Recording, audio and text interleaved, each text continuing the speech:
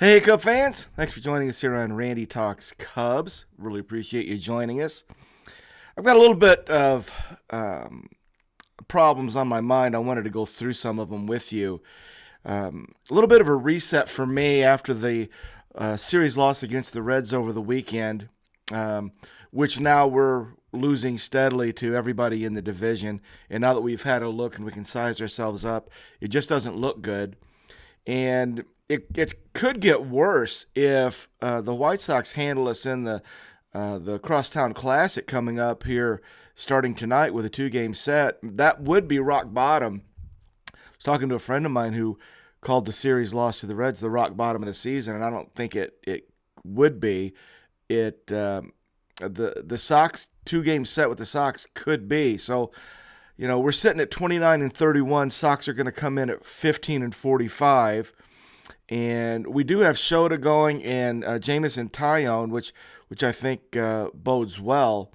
But we're at, to me, sort of a fork in the road, and there's a lot of talk about moves and things we need and what are we going to do, and talking about trade deadlines.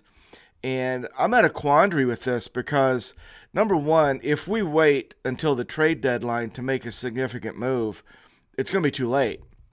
So if we wait, we're going to find ourselves in a seller's position, I think, at trade deadline based on current performance. If we track the same way we're tracking, it's inevitable. And then, so if we wait, we'll miss the opportunity. But if we do it now, I'm not sure that will help. I don't think that we've got enough support cast around the potential trade pieces that it's going to make any difference. And I'm going to walk through what I think some of the holes are and some of the reasons for where we are. But I think we're in a bit of a quandary from the front office perspective, because wait till the trade deadline, we're going to be too far out of it. Well, we're not one piece or two pieces away with the way we're performing currently. So I don't know what the answer is going to be. But let's go ahead and get us up to date with some of the roster moves. Daniel Palencia was restated off the injured list. He's been assigned to Iowa. Jordan Wick's still pitching in Iowa. Keegan Thompson and Ethan Roberts. Let's not forget and sleep on Ethan. I saw some stats on his sweeper, and they look fantastic. So Ethan Roberts appears to be healthy, and that, of course, would be good news as well. And then the most recent move, David Bote finally brought up. Nick Madrigal sent down. And in order to do that, we had to make room on the 40-man roster. So Adbert Alzolay has been taken off the 40-man roster and put on the 60-day injured list. So I'm not sure. We don't ever know the real reasons for this. But if it is an injury and they put him on the 60-day, it's relatively significant. But if they're just buying time to put a man on the 40-man roster, that would make sense as well. So that's the update roster-wise. And I'm going to get into some of the players here, some of the participants. Willie Harris sent Nick Madrigal, who's slow, I mean, let's be honest, and got thrown out. And it was a very, very pivotal send. And it got me thinking about that decision. And I'm going to give you some numbers that once I came upon them, I hadn't heard. Willie Harris took over as our third base coach in 2021. And in 2021, he had 19 runners get thrown out at the plate. That was the third most in 2021. So we'll start with that. In 2022, 2023, and currently, as we speak here in 2024, his numbers in getting runners thrown out at home plate rank first in the league, the most in the league. We've had in 2022 we had 24, in 2023 21, and in 2024 currently it's 10. I was stunned by that number. So Willie Harris, of all third base coaches in the league, by far leads the league in runners thrown out at home plate. I wasn't aware of that. You just don't tend to talk much about third base coach stats, and I hadn't done that before. Next thing I want to talk to you about is Craig Counsell. And there's obviously a lot of time to go, but if you ask me, based on the first 2 months of his career with the Cubs as the Cubs manager, how would I rate him? You can't rate him high, and there's a lot of things that are in play for that. Obviously, we're 29, 31, been struggling. He's had a lot of injuries. But here's something that I think might be very telling. The Milwaukee Brewers traded their Cy Young winner. They are without their number 2 starter and without their all-star closer. And they're still 7 games up in the division, and they look to me better than last year. So, I mean, it doesn't really look too good on Craig Counsell, right? You leave a team and they look like they were rebuilding. I remember when they made the trades, I'm like, well, they're in a rebuilding mode. No, they knew better, and I'm starting to wonder if maybe we shouldn't have hired Pat Murphy. He seems to be getting it done. So, Craig Counsell, it hasn't gone well. Another thing that really, I guess, was bugging me about Craig Counsell is the fact that he was playing Nick Madrigal. And I lost respect for everybody in the organization for thinking Nick Madrigal was going to be helpful. And, of course, he wasn't. Well, he doesn't have tools. He doesn't have skills. Guys, we've got in our system right now, there's 4 or 5 players that are better than Nick Madrigal. And 2 of them are in Double-A. I would take James Triantos or Matt Shaw. Either one, way better than Nick Madrigal. They're in Double-A. So, bringing Bodie up, well, hopefully Bodie will be a spark. But Bodie's better than Madrigal. He's been sitting down there watching Madrigal play for 2 months. That decision alone makes me think, what are you guys doing? I'm also not really all that impressed with the way Madrigal talks in his pressers. I don't come away with a feeling that he really is kind of thinking ahead of me, and I have not been impressed. So, to me, at this point, Counsell hasn't performed, especially not to the caliber of the contract that he's made. So, speaking of people not performing, let's go to the players. I think there's a lot of reasons that we had the May that we did. And I think there's too many reasons, and I don't know that they're fixable. So let's start with Christopher Morel. Christopher Morel, since the start of May, is hitting 173. Your cleanup hitter is hitting 173 in May. Can't have that.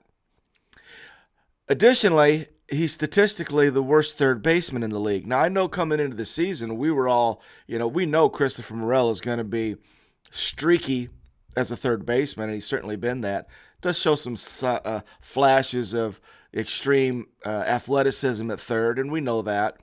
But he's also very erratic, but we knew that coming in as well. But we were all willing to go with that scenario at third base because we all fully expected Christopher Morel to be in the middle of the lineup and just do damage consistently, and he has not. So now here's what we've got. We've got our third baseman and our cleanup hitter. Not good at defense at all, and he's hitting 173.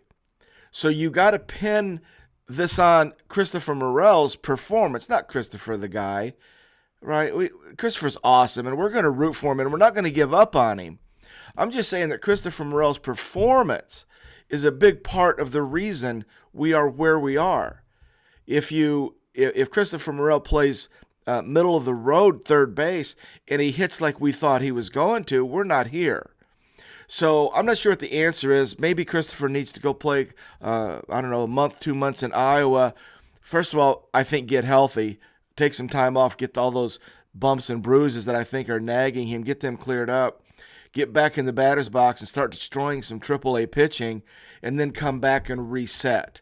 I'm not giving up on Christopher. I'm just saying his performance over the first 2 months has been a big reason for our issues. The next issue is Dansby Swanson. Now, he's a little bit different story.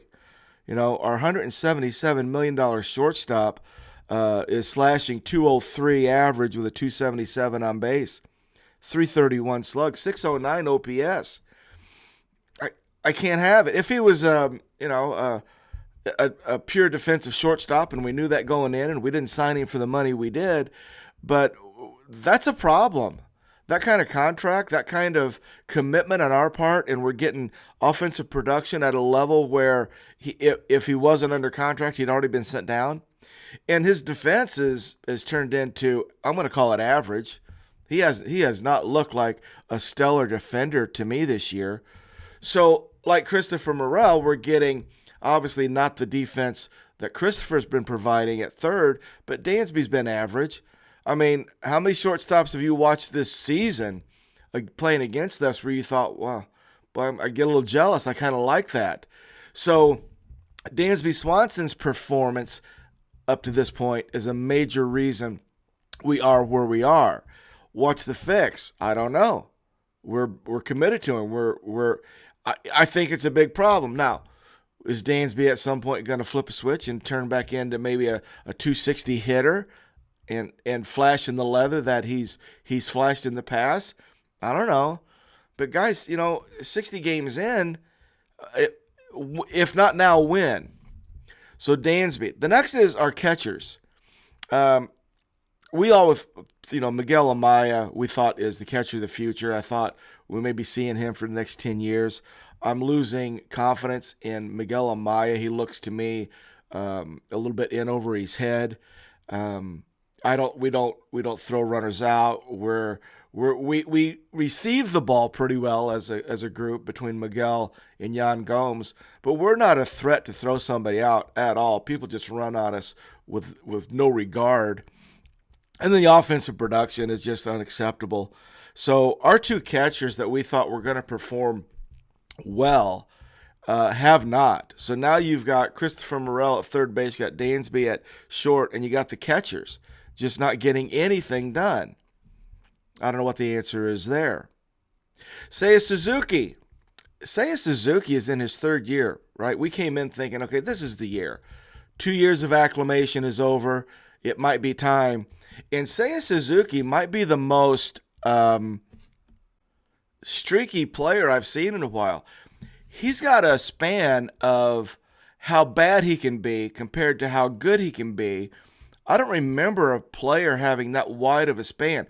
He can be completely, and this is offensively and defensively. Let's do defensively first. He can be really bad. Like he can catch a can. He can drop a can of corn, and now we're expecting him to do it. Any fly ball hit, any lazy looper, he may drop it. So he can be really bad. But then he can be pretty good defensively. That's a pretty wide span from really bad to pretty good. Not great. He's not going to be great. I thought maybe he was going to be great, but he's not going to be great. He can be really good, but that's a pretty wide span. Offensively, it's more the same, only it's wider. Offensively, he can be really bad. He can look like he has no idea where the baseball is. And then he can also be like almost dominant in stretches, like cyborg type. And you don't know what you're going to get. He's either going to look really bad or he's going to tear you up. Well, this season, we just thought that inconsistency was going to go away. I really expected a really good right fielder, steady, solid, make a great play here or there. I wasn't expecting Clemente out there, although I would like it. At one point, I thought maybe, but no. But offensively, in that two-hole, I thought he was just going to be a regular, steady 285, hitting slug, and just being a problem, and he has not been. So now we got Morel, we got Dansby, we got the catchers, and we got Seiya. That's why it goes back to my original point about, well, what if we sign a bat? Okay, is that going to help? Not if all the rest of this stuff stays the same. So that's my issue is I don't feel we're one bat away. I don't feel like we're even one arm away. I think there's too much going on across it to really think, boy, here's an easy answer. Here's the easy fix.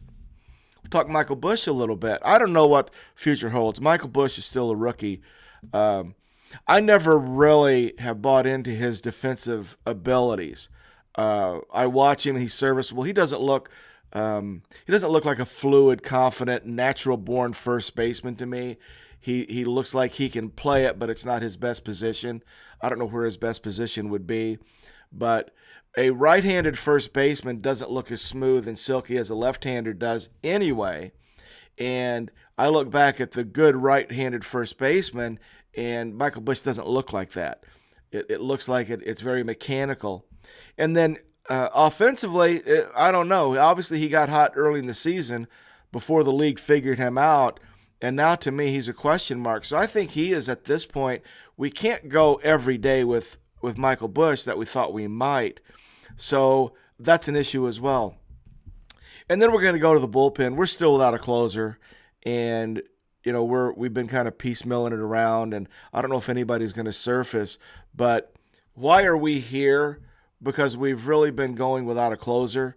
And it would be really nice to have that guy that everybody knows he's that guy, and he comes in and he puts fear in the hearts of the opposition, and we don't have it. So I think it's too much. I look at this club, and obviously I'm a fan, and we've got too many people underperforming.